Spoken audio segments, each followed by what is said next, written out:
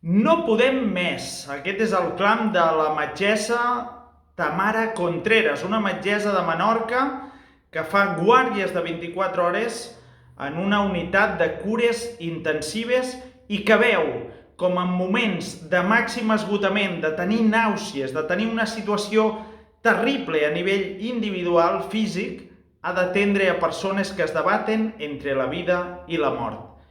I això és el que vol deixar de fer perquè ja no pot més.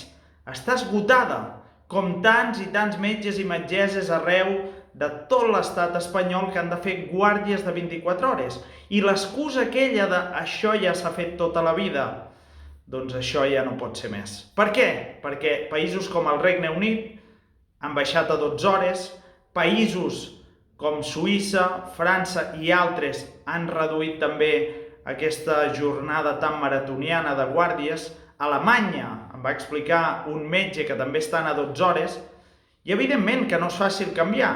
I ara ja s'ha compromès el Ministeri de Sanitat, gràcies a aquestes més de 117.000 firmes que ja porta Tamara Contreras, ja s'ha compromès a baixar de 24 a 17. És un primer pas. Però si ho han fet altres, si el Regne Unit ho ha pogut aconseguir, no ho pot aconseguir l'estat espanyol? No es pot canviar això que posa en risc la vida dels metges, la vida dels pacients, que perjudica els fills de tants metges, de tantes mares, pares, metgesses, de tantes persones. No es pot canviar, no és un tema prioritari. Ha hagut de sortir aquesta metgessa que ja no pot més a reivindicar això. Per sort, els polítics escolten força les peticions, però no és suficient escoltar quan un col·lectiu ja no pot més. Ho hem vist últimament. Són molts els col·lectius que ho estan passant molt malament.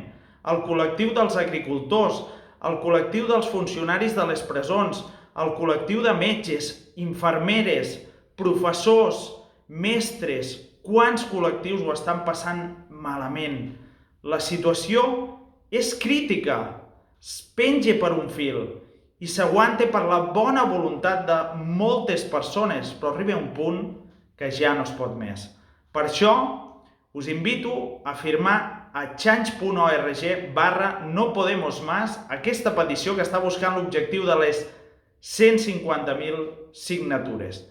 Crec que val la pena i és pel bé de tots.